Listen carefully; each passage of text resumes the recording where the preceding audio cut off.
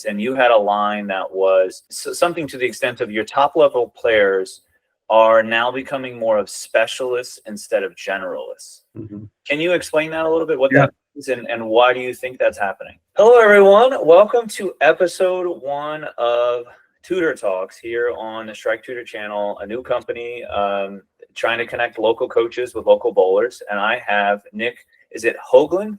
Yes. Hoagland on. He's fresh off of the Urethane questions and live stream. I'm going to put that in the description if you guys are curious what that was. I think it was great information. Nick and Tom were there and Mike was discussing. But today we got about 30 minutes with him. And I really want to focus these tutor talks on just helping people gain knowledge and get better. So we're going to focus on Nick's background, which is a lot of lane maintenance, lane pattern development, and oil patterns. So first off, so you guys know Nick because he's the type that is actually kind of a legend, kind of a GOAT, but nobody knows it because he's on the lane maintenance side. And these guys are actually quite special because now every day, nowadays everybody wants to be an influencer and everybody wants to be in the limelight. And guys like Nick are doing really great, important things and really completely in the shadows most of the time. So he was lane maintenance director for the PBA for many years. He now oversees all the USBC pattern development for all of the USBC pattern events. But he also has a long history of bowling. He was an All-American at Indiana University. I even read that you won the Open Championship singles in 2001. Is that correct? I did. That is correct. Yeah. So an accomplished player has a long history of pattern development, so he understands it from a player point of view and now also from a really technical point of view of designing the pattern. So, Nick, first I want to we were originally going to have an hour, but let's do a really quick version of what made you land in lane maintenance and pattern development. So you start off as a bowler. You obviously love bowling. How do you get to where you're at now? Hey, Craig, we can spend an hour. That's fine. No worry about it. Okay. Yeah, it's. I checked my flight. It's not as short as I thought it was. Okay. Sorry. I didn't mean anything. No, you're good. That's my fault. Yeah, it's okay. So actually I started, my grandfather had a miniature bowling machine in his basement. And so if you go to bars, sometimes you see a puck machine it's a bowling puck machine. You pull the puck down, the pins are on hinges, it goes up and down. Well, he had one from the 60s that had bowling balls. The best way to describe it looks like duck pin balls. Okay. And he had this in his rec room. And from when I was an early age, I bowled on it. I bowled at our American Legion Hall, which had 4 lanes in the basement. And probably around 7 or 8, I started actually oiling the lane. Okay. So I had my own towels, my mops. At one point, the mechanic at the local bowling center gave me oil. And so I've been doing this as an amateur for a long time. And so when I got to college, I was able to do lanes at our local bowling center at IU, and then got the gig as the Midwest region lane maintenance director while I was in college. Yeah. Wow. That's cool. So then how old were you when you started lane maintenance then? Probably 7 or 8 when I actually started oiling that lane with the That's towel. unbelievable. That's really cool. Yeah. So I guess the next question along the way is somebody that has kind of accomplished what you've accomplished and contributed as much as you've contributed has had mentors along the way. What are some of those kind of key mentors, and what do you feel like are the key philosophies or mindsets or principles that you took away that you learned from them? Wow, that's a good one. When I was in high school, my coach was also a lane guy at several bowling centers in town. This is before any Phoenix machines, and his name was Joe Petrick. And he did the lanes in a really unique way. We weren't cleaning lanes every day, so he had a mixture of water and Ajax that he would spray on the back ends and towel it, and it worked. And what he taught me years later was I always asked him, "Why'd you do the lanes yourself? Why isn't someone else press the button?" He goes, "Nick, I'm accountable for my name is on this, and so I'm accountable for it." And so when I started working here at USBC almost 10 years ago as a consultant, that was the first conversation is, hey man, if we're going to do this, I'm not doing it in a lab. I have to go throw balls down the lane. That's key. Yeah. And USBC has supported this program for 10 years. So that early on, he was an influence. And then I'd say, Len Nicholson has been my biggest mentor on a national stage. He's the guy I'd call when things don't go right, and he would share a story when it didn't go right for him, and it's okay. And for the viewers, I believe he did the lanes out on the national tour. He did for a long time, and he actually developed the PBA's lane maintenance program in the early 70s. So wow. He's the old guard. Yeah, totally. So those two guys. So let's hop into the oil pattern stuff. Is there a skill level that you think oil pattern starts to matter? If I'm a player, I know my average. Okay, if I'm at this point, I really shouldn't be focusing on the pattern. Maybe I need to be focusing more on consistency, or almost if you're going to open championships, no matter what your average is, you should be paying attention to the pattern.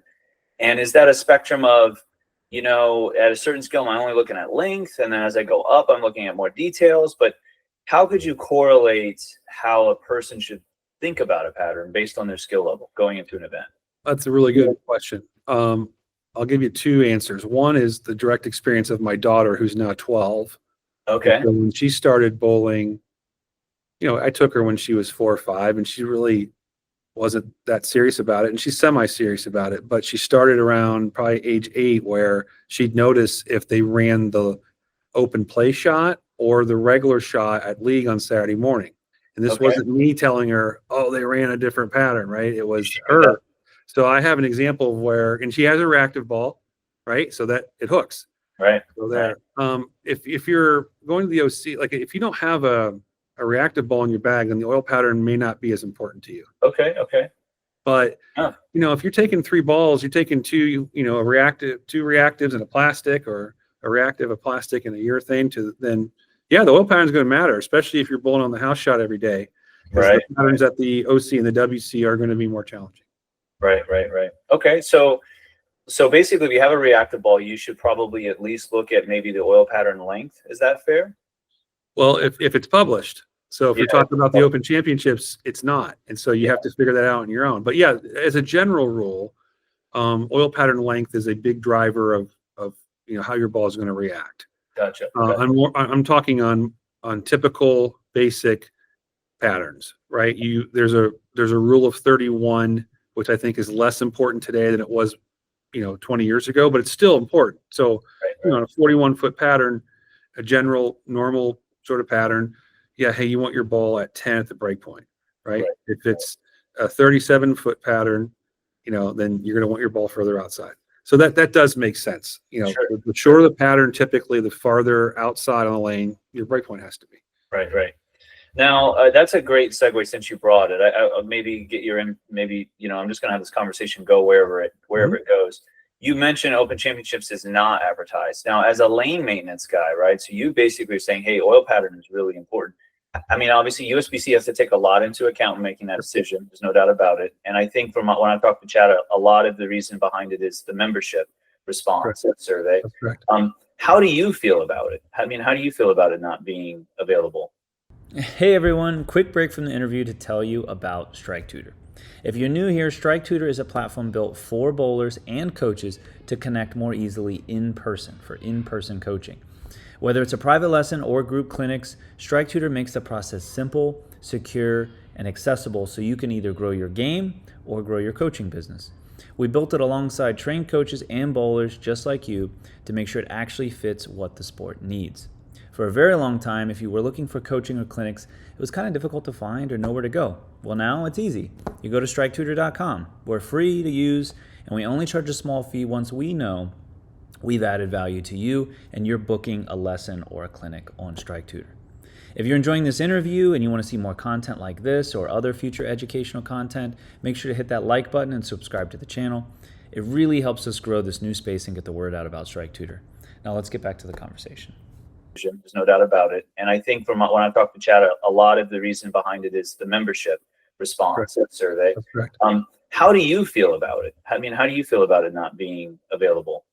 I'm agnostic. It's what the customer wants. And so, if there was a huge surge of survey responses that said, we want this, then I think, the organization would probably look at it. But it doesn't matter to me as long as everyone's competing the same on the same lanes and have the same information. And, I'm glad that in 2025, we're no longer having conversations really about, well, someone knows. Someone doesn't know. Okay, like I can tell you, that there's 3 people that know, and the 2 of them don't even look at the pattern. It's I'm the one who knows, as far as the actual graph. So we've come a long way from thinking that you knew the lane guy and he was going to do the lanes for you to today, where we can validate and verify everything on the Kegel machine. And so that sort of hanky-panky with the oil patterns is gone, which I love. Yeah, totally.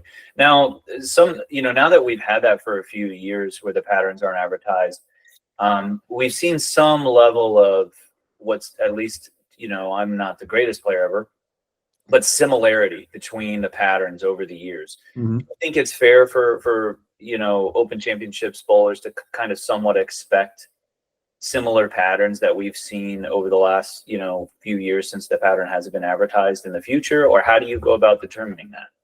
Yeah, that's an annual conversation based off of market feedback and survey results. And hey, they were too hard, they were too easy.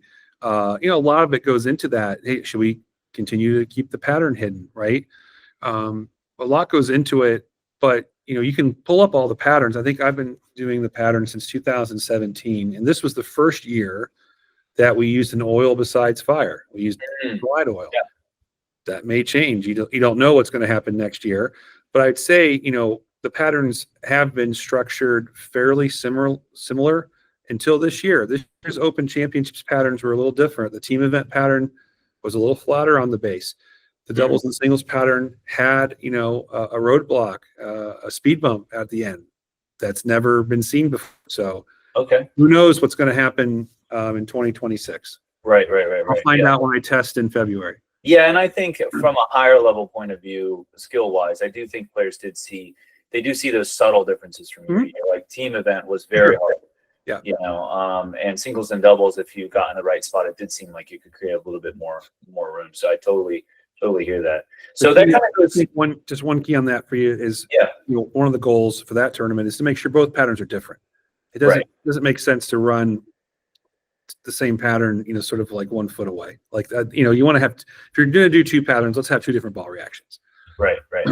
So that kind of gets into pattern design intent. So it sounds like really what you're saying is, if I were to ask you as maybe one of the most well-known notable people at designing patterns, what is the philosophy behind how do you determine a pattern is a good pattern? Like you mentioned that a little bit in the interview today, that you're a results-based kind of person, as well as USBC as an organization. How do you determine if something's a good pattern? It sounds like it depends on the goal to start, right? Correct. So you want high scoring, low scoring. And it sounds like the other important goal is maybe equity. I think with any event as a lane man, you're striving to have balance and to have every competitor feel like they have a chance to win. Okay. Right. Easier said than done. Right. So each event's its own unique set of characteristics. And now today we have equipment as part of that. Right. So you have to take all of these factors for each event and put them in the box together and come out with a result. The easiest tournament to talk about is the US Open, I think, because most people get that. We have the philosophy there is three angles to win. We want the players playing out, playing in the track, and playing in throughout the course of their journey over 4 patterns, right? But also with the US Open comes a level of difficulty. Like it wouldn't be enough to have 3 angles in the top 5s all averaging 250. That would be a failure. So it takes all that into account, with the pros, the 2 events that I do for the male pros, and then also for the women's tour. Yeah, we're getting feedback from the player committee on, good, bad, or ugly. Besides the results-based sort of data that I'm seeing, hey, how many lefties do we have? How many righties? Did it favor a certain style? All those kind of go into analyzing, was it a good pattern or not?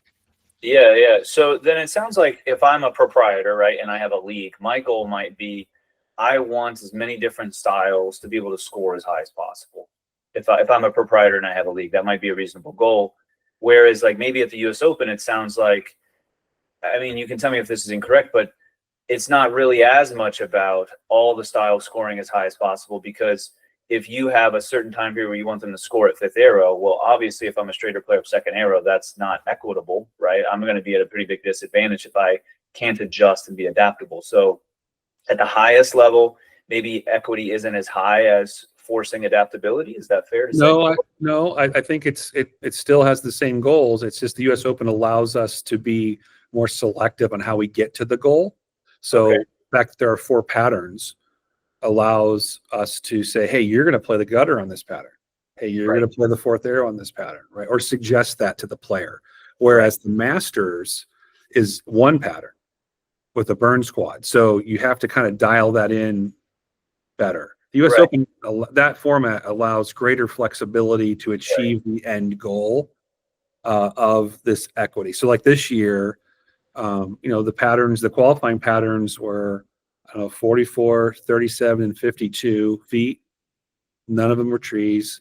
And we had the lefties in the top 24, I believe, were like 2, 5, 12, 15, 24. We had 6, and they were all staggered. And that's the most perfect scenario you can have.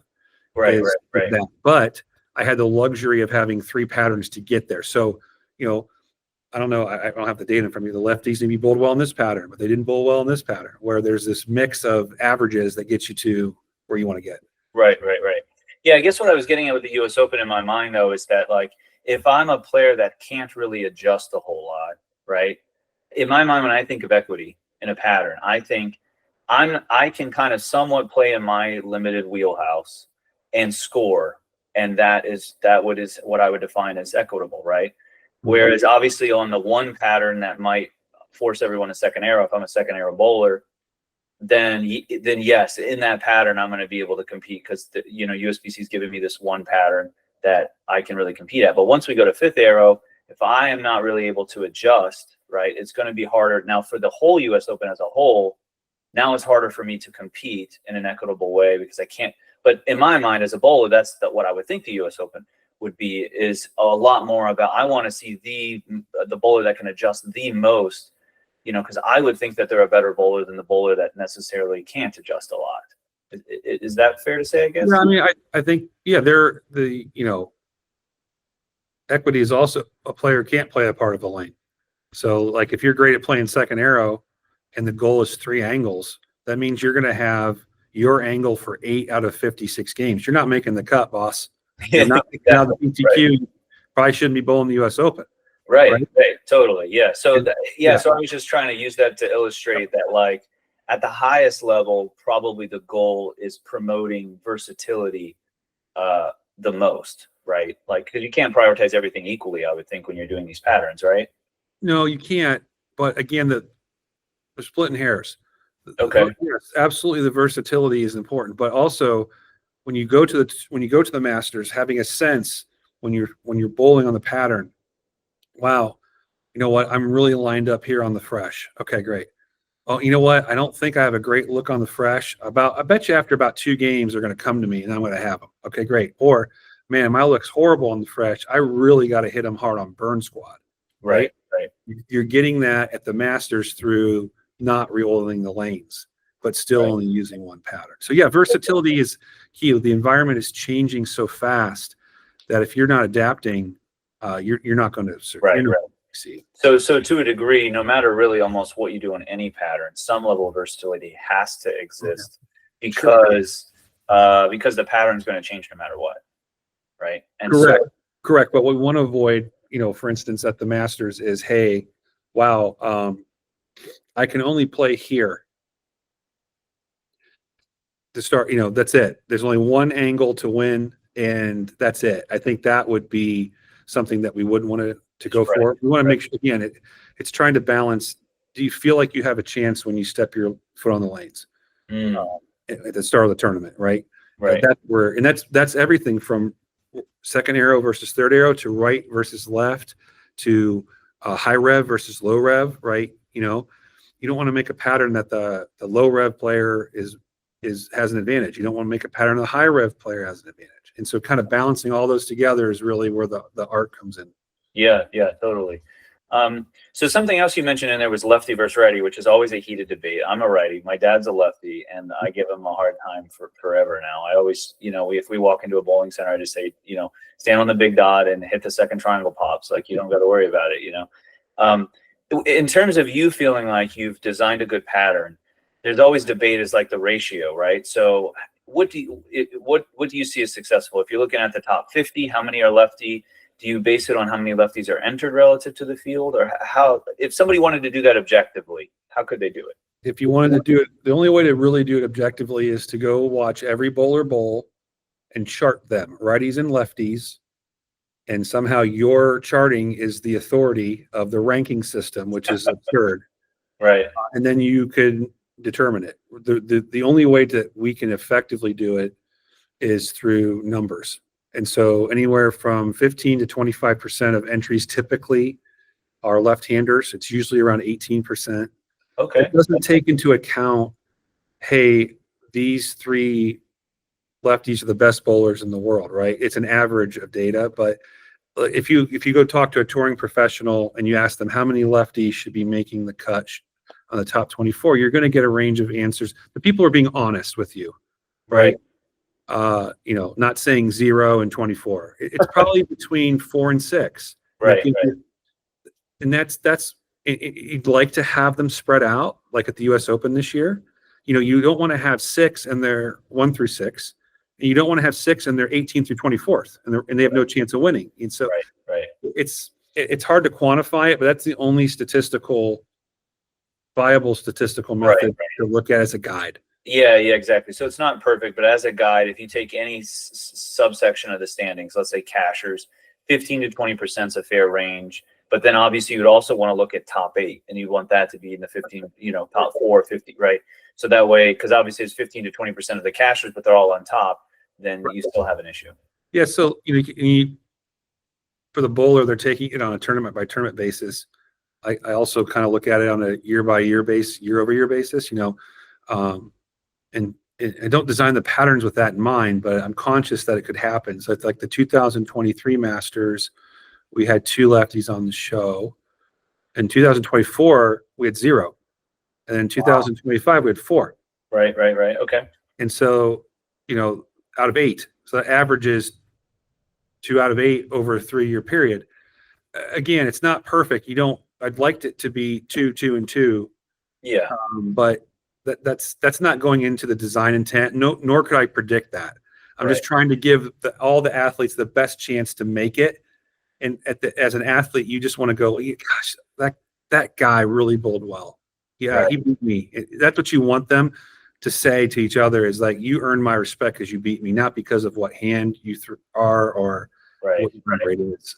Yeah. So that leads into a quote that you had recently on there was kind of a video, like a research hardness video that came out. You talked about some of the challenges currently with lane maintenance, and you had a line that was something to the extent of your top level players are now becoming more of specialists instead of generalists. Mm-hmm. Can you explain that a little bit, what that is, and why do you think that's happening?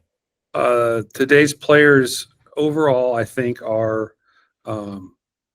especially the younger players, are not as versatile as generations before. A couple of reasons for that. One of them is we've been posting patterns now probably since the late 90s. The older generations, especially youth bowling, they just took your ball in and you went and bowled. And you just kind of figured it out. Yeah. There wasn't this super delineation of house shot versus challenge versus sports. You have that as an environment.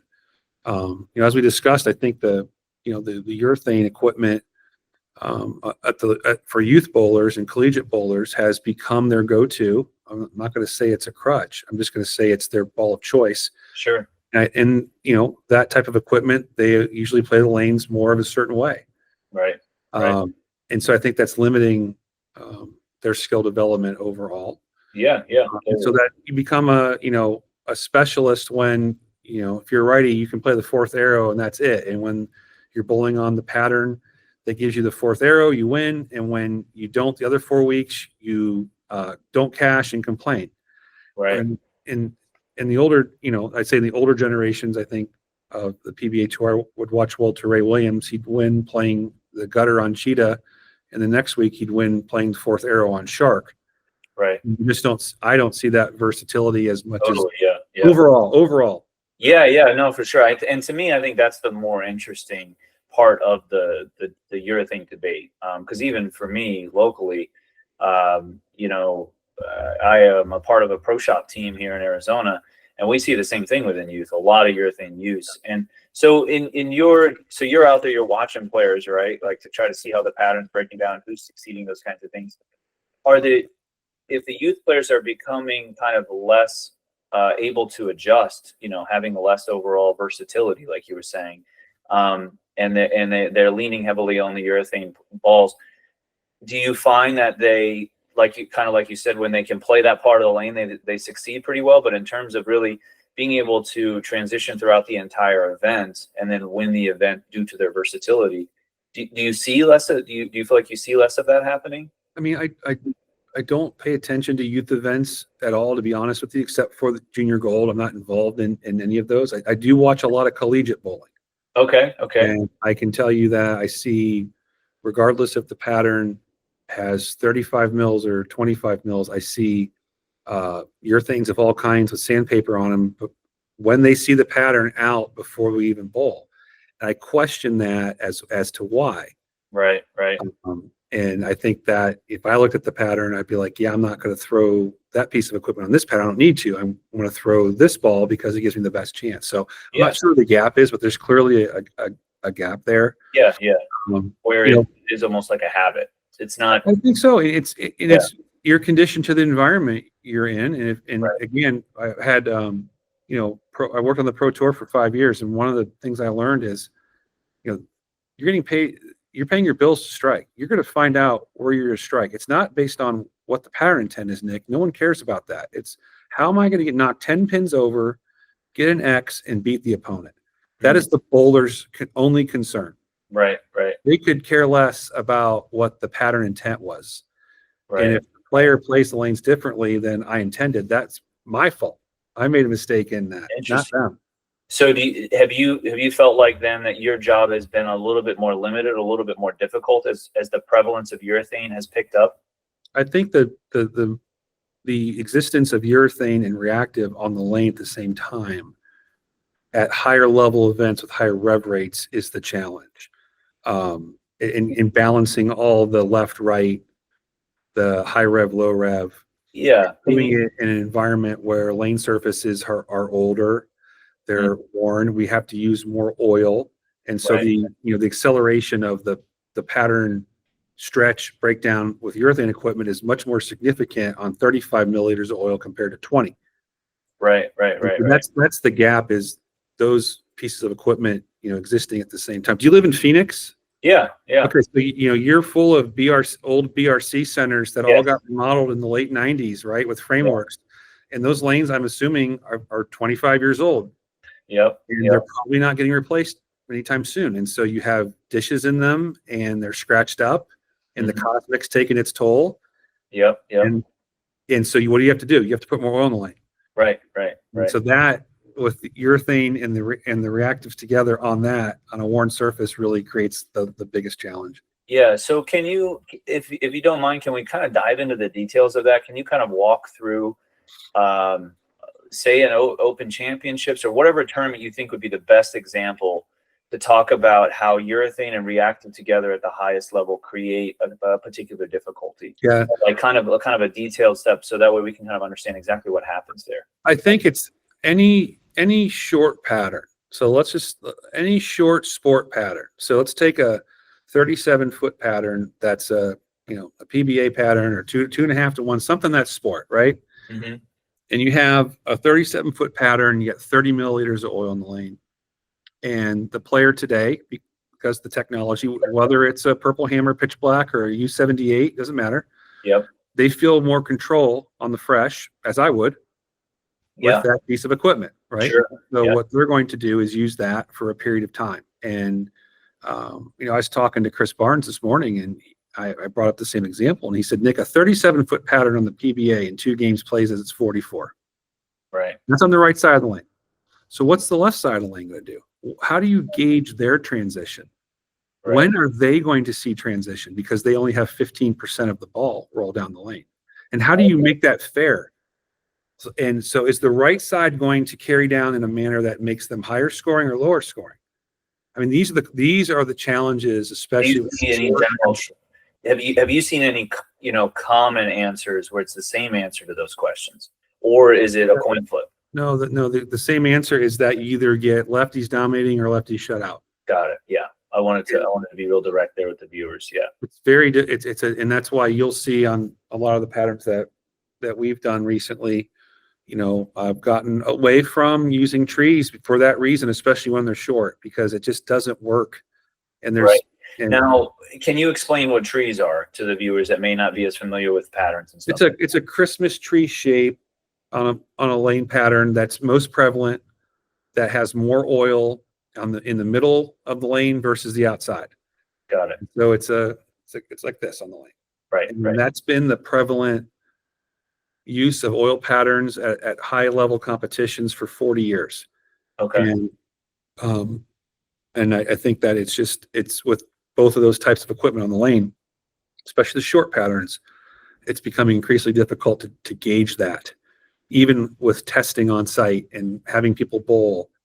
When I'm having testers bowl, we're bowling on the pattern for a couple games maybe, and it's not under the scoring environment. So if you throw it in the ditch, it doesn't matter. And if you think you're going to throw it the same when the lights are on, you're wrong. Yeah, 100%. So kind of gauging all that together makes it, I think, very challenging. And then I think the after effect of that is when you have a tournament where, particularly for lefties, if the lefties bowl real well, and let's say they have all the 12 out of 16 in the cash, when that lefty wins, there's this sort of stigmatism, like, well, they were easy on the left that week, and that's unfair to the player. Totally, 100%. It's the lane pattern. It's the lane man's fault. So there's a lot of risk there. That makes sense. So now, outside of short patterns, so let's say we're at 39 feet or longer, are there any key examples there where having urethane and reactive both in the field, high rev rates, old topographies and surfaces, that you, again, end up creating? And so it sounded to me like with the short pattern, what you were really getting at was like, it's very easy to end up with environments that are not equitable at all, right? Left versus right, you were saying, right?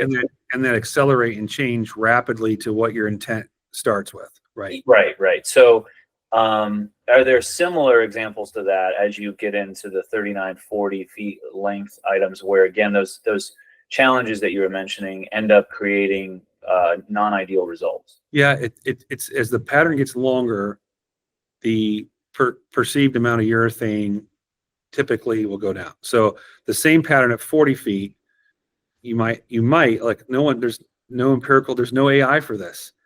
Let's say 25% of the field throws reactive. 25% more of the righties throw reactive. Who knows that? You're designing a pattern, and then you're going to have people bowling on it.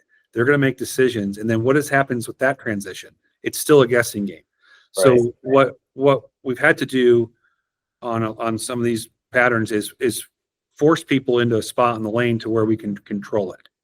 Got it. So that way we use more of a square shape or a strip shape, and that has a lot of oil and then not a lot of oil. And there's a very defined cliff of where your ball should go. And it's a little more controllable to predict what players are going to do under those types of patterns than with a Christmas tree. Got it. So the predictability of the lane pattern is something that we've been able to design here over the last 3 or 4 years. Got it. Now, with some of the changes coming out now at the higher level events that you're responsible for pattern design with, now that you've seen, do these rule changes impact that at all? Do you think you're going to be designing patterns differently at all at these higher level events where the urethane balls now have to be a little harder? I mean, I think it's the same process, and as part of the process, the variable of the technology has changed. So, okay. We'll see where we land on it, but we're going to have some events that have the current rules as we have today. We're going to have some events that have, the 78D rule. Yep. We're going to have some events that have a no urethane rule, and that will all be part of the picture and the process of developing the pattern. So it sounds like you're gonna mostly be following the results. You don't have any inclination from your experience, designing a pattern where a lot of urethane went down the lane versus a lot of reactive. There's no inclination as to how you might end up changing the patterns in the event that only has harder urethane. I do, but I wouldn't talk about it on this. Oh, got it. Okay, fair enough. No, I appreciate that. Yeah. So the next question I have, I guess, is regarding lane surfaces. As a higher end bowler myself, I started to learn a lot about pattern. And then as I started to really know the characteristics of a bowling center, I started to maybe pay less attention to the pattern. Do you think that's ill-advised? Do you think like the higher end players, sometimes if they're thinking so much about surface and topography in a center that they're underestimating how important the pattern is? Wow, that's a good one. I think I think folks sometimes get a little too focused on the topography graph Okay. when it's published. Okay. I run businesses, so the topography guide is a budget. It's a guide. Okay. The budget. That's So it says, hey, I have my topography guide. It says, hey, lane 4 has a little bit more of a depression, so that's probably going to hook more.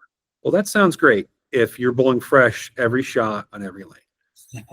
But let's say you think that the graph says it's going to hook 2 more, but on the first game, or in the first game, you're switching. You had 2 guys throwing urethane off the corner, and on your pair, no one threw urethane. Do you think it's still going to hook 2 more? There's no chance it's going to hook 2 more. It's probably 5 tighter. Right. And so I think folks get caught up in that. Do the same way they get caught up in the oil pattern. It's this. So it's going to definitely play like this. And my rule of thumb, whenever I talk, especially to junior gold parents, is let your ball be your guide. Don't get caught up in the paper, the piece of paper, or the screenshot. Go throw the ball. You have a practice session for a reason. Right. Go see what the ball does. Right.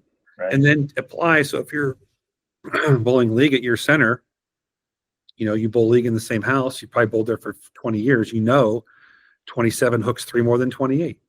That's sort of what But to get into the granular looking on a piece of paper and thinking that it will totally affect exactly what's going to happen, it's pre-planned and destined, I think is not a winning strategy. So it's like anything else. Everything's in moderation. The pattern plays a part, the surface, the topography, who you're crossing with, your cross, all that. How many you have 3 guys throwing urethane on your pair, the next other pairs have 0, and that's what makes bowling special. Is you have to figure this stuff out as you go. It's not golden tee bowling. Totally. Yeah. So, and the more that I've, tried to learn as a pro shop person, as a coach, I find that the more someone really knows about something, the more the answer is it depends, right? And you get a lot of right. It's not an excuse either. It really is a depends. No, it really is. It really is the case, And so really what I try to do in these kinds of scenarios is to create general rules, like we were talking about earlier, like a guide. So a lot of the times people talk about, cover stock impacts more than layout, right? And so maybe the thing that I think might be missing in the equation for higher end players or players in general isn't to think what matters more, topography or the lane pattern, but adding in a third element of pattern development, and arguably maybe pattern development or pattern transition or whatever you think is the right technical term for that, arguably maybe ends up mattering even more than topography and the pattern. Now, obviously, pattern development is largely influenced by the starting pattern, right? As well as probably the lane surface, but maybe is it a better way of thinking it in that way? I think there's one thing that trumps all that, and that's execution. Well, sure. Yeah. And so again, the focus, hey, how about more repetitions on Specto? Hey, how about more repetitions shooting spares? And then let's talk about the pattern transition, the pattern migration. Let's get good first as a bowler and a coach, coaching a bowler. Of course. And I think those types of conversations are important at the highest levels. Right. If you're bowling 550 at nationals and all the information, but you can't execute, it doesn't really matter. It doesn't really matter. Right? Yeah. So I think, again, my coaching on this is just be informed, be educated, but don't go off the deep end about it, because you don't know who's controlling the pattern. Here when you run USBC events, who's doing it, right? But at your local sweeper, you don't know who did it. And maybe they ran the wrong pattern or whatever. And are you going to get sideways about it, or are you just going to bowl on what's out there? Let's just go. Totally. Bowl. Yeah. It's funny that you mentioned that a common suggestion you give is let your ball be your guide. It's funny because I use the same one all the time. And so I was trying to just kind of convert that quote into maybe a more technical perspective, which is, really bowling in that moment. how the pattern has developed, wherever you're bowling at, letting your ball be your guide is really a lot more about the ability to read what's going on out there. Lie in the environment, correct. I think so, 1,000%. Yeah. And because like I always give this example of, I've seen for years, the cheetah pattern, the short 35 footer. Okay. It's easy until the lane machine doesn't strip the one board. And then it becomes impossible. Yeah. And so what do you do then if you're looking at the graph? Oh, well, it says it should hook. No, your ball's not hooking. For whatever reason, it's not. And so you're going to have to adapt. What does your chart say to do then? You better have a game plan. So like, again, getting into watch your ball. I always get asked like, what's your intent of this pattern? I'll let you know in about 3 shots. Exactly. Yeah. Exactly. Yeah. I'm not going to guess. Yeah. So I think with that in mind, talk about a little bit, I guess, about how maybe urethane might impact a pattern differently than resin. Yeah. When especially when it's on the same lane as resin, when they're being used together, and that includes in a league setting, it accelerates the transition and the migration of the pattern for sure, and that could be good or bad. So in league, if guys are throwing it down the middle, 15, it's probably going to create you some more hold, right? Right. If you're on a short pattern and you have to play out and you have to get your ball to 3, say, now you're pushing a bunch of oil at 3, 4, and 5 that's going down to 40 and 42 feet, and now all of a sudden you may have a problem because the ball's not going to hook, and then if you go left, you're going to throw it into the carry down. So this it accelerates this pattern transition, and it leads to the pattern not playing anywhere near the quote intent after a very short amount of time, and then that leads to that imbalance between left and right. At the highest levels, this is really the challenge at your local league. Hey, guys are going to throw the urethane, and let them throw it up 8 and let them strike. Yeah. So just to make sure I understand, to try to recap for the audience at a kind of technical level as to why urethane might speed up transition more than a reactive resin, I think is what you just said, right? Is because they both pick up oil from the front part of the lane. But the urethane ball deposits a lot more oil down the lane. Is that a fair reason to say? So it's really not only making the hooks the fronts hook more like a reactive resin ball, but it's also making the back part of the lane tighter, which a reactive ball wouldn't normally do. Is that fair? It would not do it as quickly, right? It would not do it as quickly as a urethane ball. Yes, the urethane ball is the sort of doing both. It's taking it off because it's and that's the whole discussion about the softness of the manufactured hardness of the ball, and it's how it lays on the surface. And then it also accelerates that migration of the oil. And again, coupling the fact that we're using so much oil today because the lane surfaces overall are worn compared to they were 20 years ago, that leads to oil going a lot of places. Got it. And so do you think that is the reason why, if you see a lot of people, migrate to urethane bowling balls in a tournament, that you end up seeing less dynamic approaches to the pocket in that tournament because the urethane kind of forces everyone to get into that same spot? Or what's your experience? Yeah, I think when the urethane's good, it's good. And so again, the bowler's job is to score. And so when it looks good, then if I was competing in the tournament, I would do the exact same thing. I would throw it. And if it doesn't look good, it doesn't look good. You don't throw it. But at the skill development level of this in collegiate and youth ranks are we providing environments that are encouraging the skill development besides just one skill? And look, it is a skill to be a dominant player with urethane. There's no doubt about it. But is that the only skill? Right. No, that makes sense. Now, you've also mentioned that you feel like the industry is nearing the limits of viable oil pattern-like tricks to achieve balance. Yeah. Now, is that just, you think, lane maintenance technology and Kegel are just kind of running out of innovations in that degree, or is it because the topography is getting so old and is so influential on how patterns play, or it's all that I'm running out of tricks. I'm the guy pushing the design button.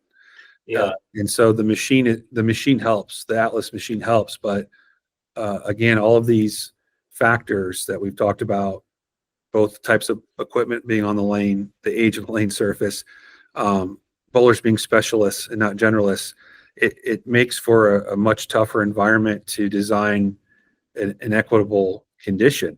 And so, we're getting to a point where we're running patterns. And by the way, those patterns are working. The US Open pattern, strips pattern, did its job and it worked, but it just looks weird.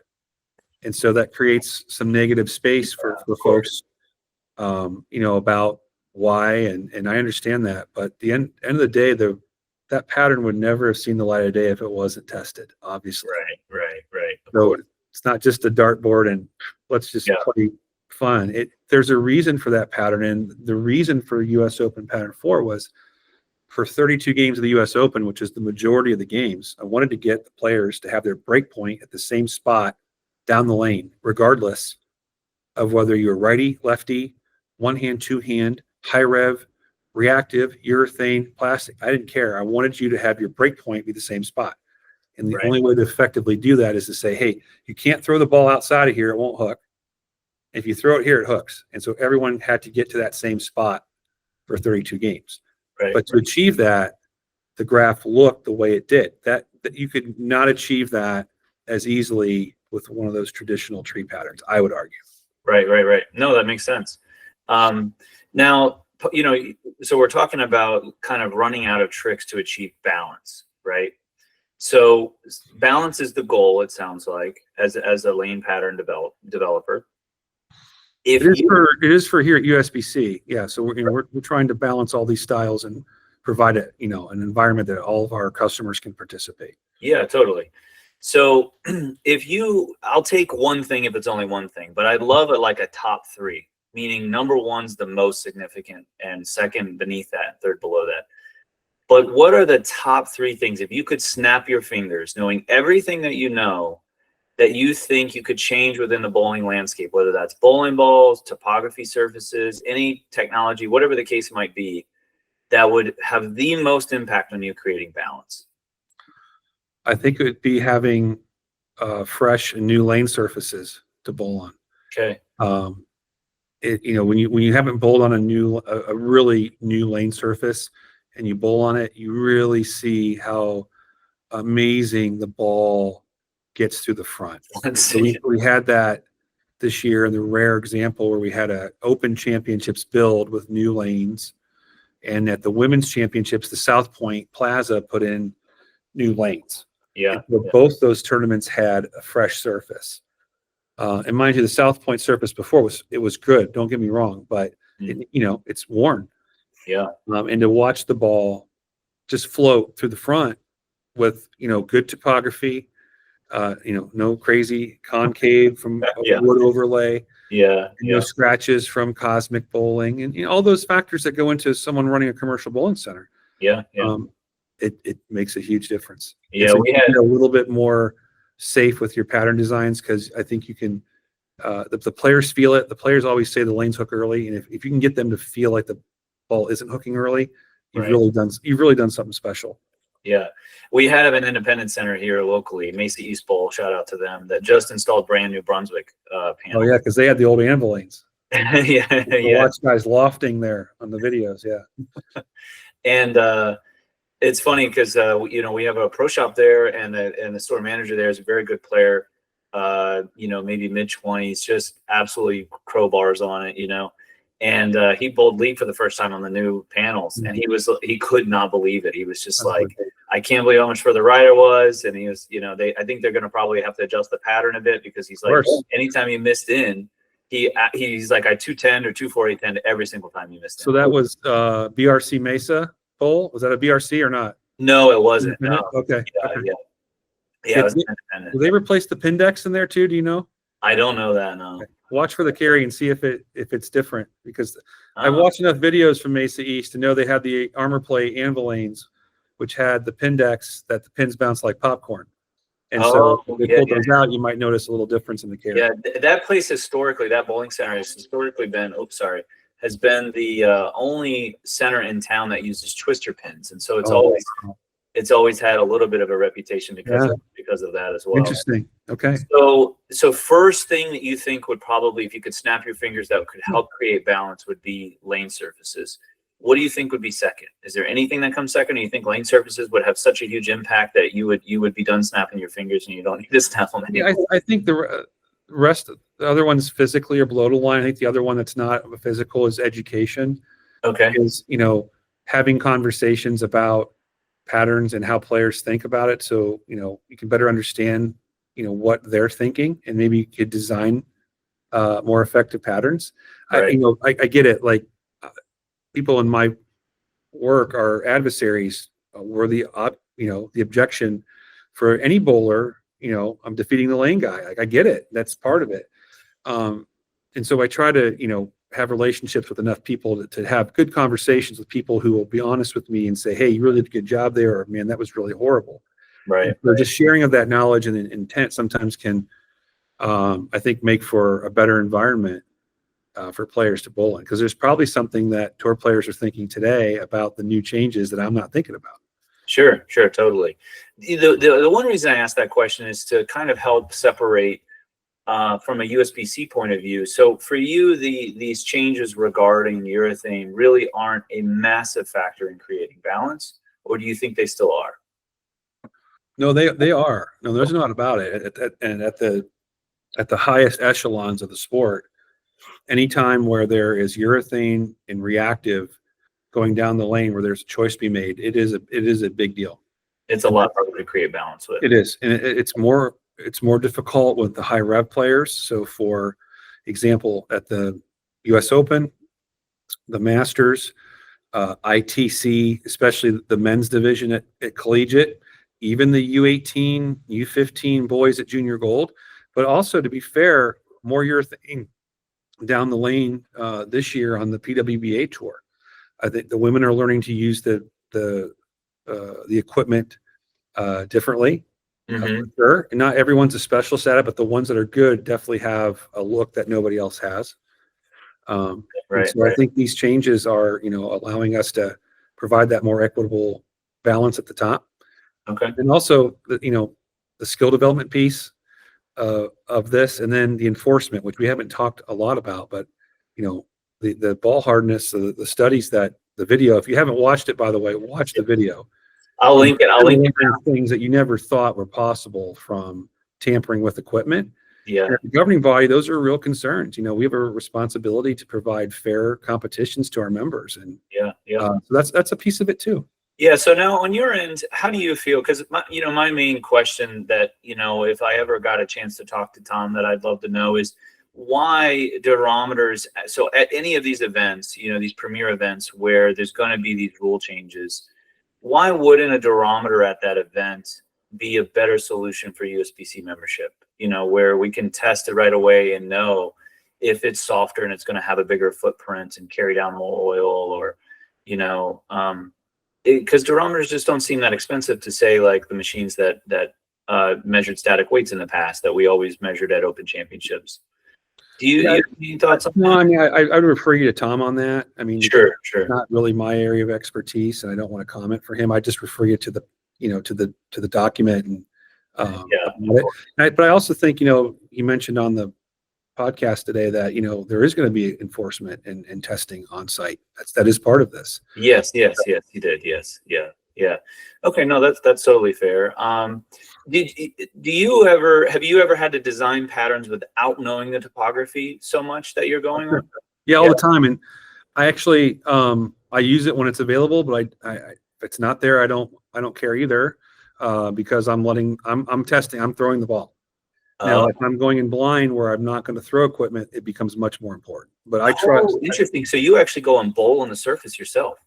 Oh yeah. So so last year, we had 41 events.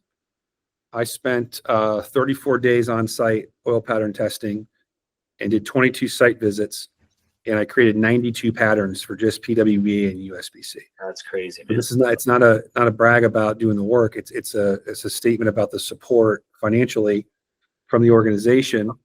Yeah. About how important this is. Yeah. And so, it's not just having me talk about it. It's actually, yes, when we test for the US Open, we have in the Masters specifically and other events, but there are pattern testers that I get, it's usually collegiate players, and they have to sign non-disclosure agreements about the patterns they're bowling on. Yeah. And I'm watching, my 35 or 40 years of bowling, the eye test is part of it. Right. And you can't do that from a lab or a computer and just, sort of pencil jockey a pattern. It does. You may get away with it, but we're not in the business of getting away with it. We're in the business of getting it right. Yeah, totally. And well, and at the top of it, you talked about the mentor you had and how important it was to get out on the lanes and actually, be there and test, with your first mentor you talked about. And how USBC supports that. It's a PWBA or USBC event. The company's name's on it, and I'm the guardian of. I'm making the decision, right? So I'm the guardian of that, and it's on me to get it right. It's a deliverable, no different than any other business that you work in. Yeah, exactly. That's the way it should be. Yeah, totally. And I think where, a lot of my conversations I've had with Chad, where I often stand is that a lot of the good that USBC does just does not get enough attention. And the USBC, just like every human being and organization on the planet, has room to improve and be better. Sure. And I'll certainly always kind of share my questions and thoughts on how they can do that. But what does make that more difficult is when the good things that they do, just don't get enough attention. And the reason why they don't get that's a fair comment. And, as kind of part of this process, this is something I've never done on your show.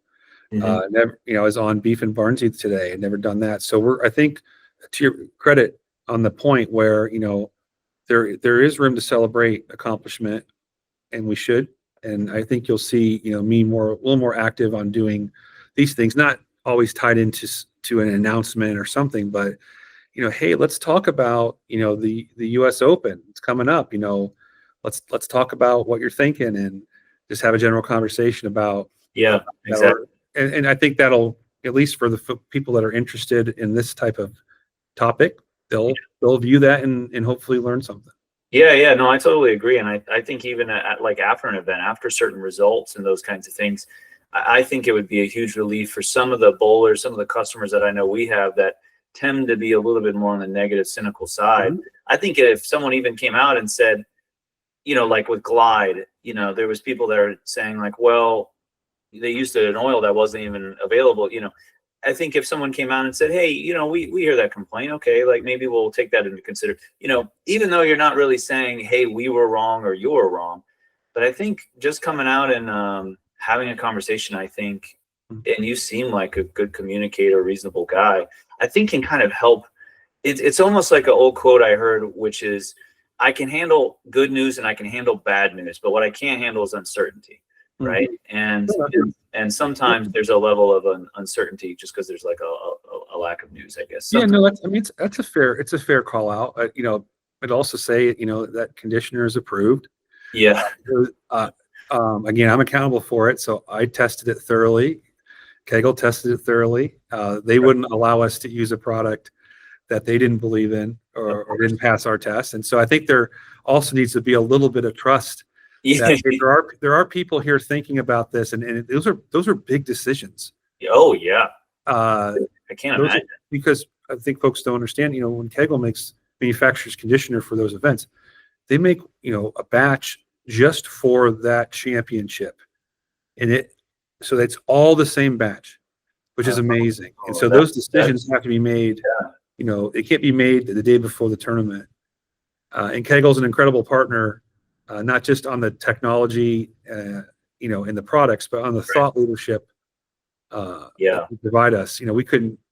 I couldn't do my job without their support. Yeah. And as someone who's been there a couple times for their Kegel master classes with Dell and Ruben, I'm a huge fan as well. I love the learn take clinics, and their classes are second to none. And in the art of scoring class, actually, they talk about scratched up surfaces and a lot of the stuff that we're talking about here. So if you ever get the opportunity to take the art of scoring class, even if you don't even want to be a coach, it can really open your eyes to all of the variables that go into the playing environment.